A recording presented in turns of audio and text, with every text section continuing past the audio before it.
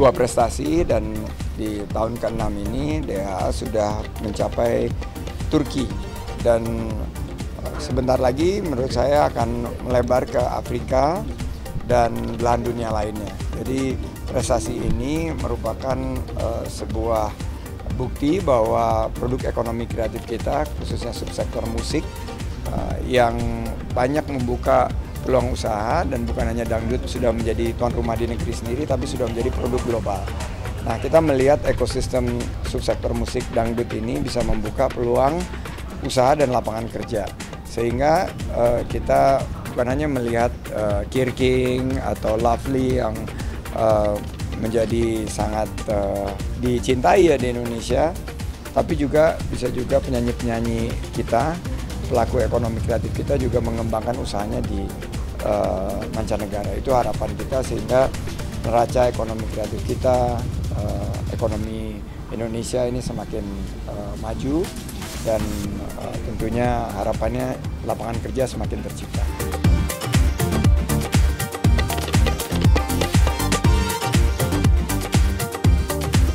Ya, tadi saya melihat peluang karena pariwisata kita ini baru pulih dari COVID, dan salah satu yang menjadi andalan itu adalah Pulau Dewata, Bali. Dan tadi waktu Kirking menyatakan ingin, dari hasil kemenangannya saya melihat ada peluang untuk berpromosi pariwisata Indonesia. Memang dimulai dengan Bali, tapi nanti kita akan bisa mempromosikan Labuan Bajo, Borobudur, Yogyakarta, Likupang, maupun Lombok, dan Danau Toba.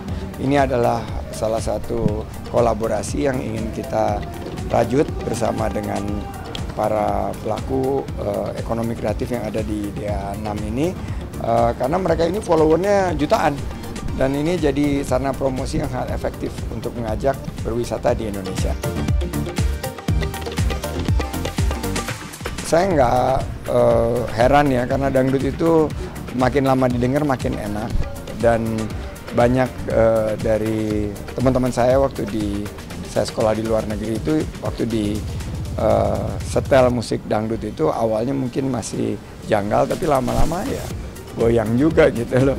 Jadi ini tinggal menunggu waktu, sama seperti kesuksesan K-pop oleh Korea, sekarang kita D-pop, dangdut koplo ini akan mendunia juga. Jadi harapannya akan mengangkat nation branding atau keterkenalan Indonesia di mata dunia.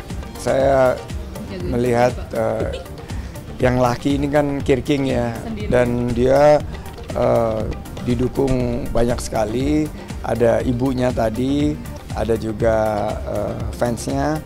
Saya melihat dia punya peluang yang cukup besar ya, dan kalau ini pemenang Dangdut Academy Asia 6 ini bukan dari Indonesia, ini suatu kayak prestasi.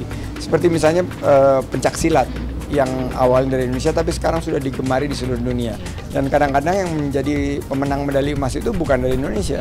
Nah, ini sama seperti itu, bahwa dangdut ternyata juga bisa dikuasai dengan baik oleh para pelaku ekonomi kreatif negara lain, dan ini menjadi bukti bahwa dangdut sudah menjadi produk dan komoditas yang global. Dangdut ini pemersatu karena musik itu adalah musik yang bahasanya universal. Jadi saya menyebut tadi dangdut adalah bahasa Indonesia untuk dunia.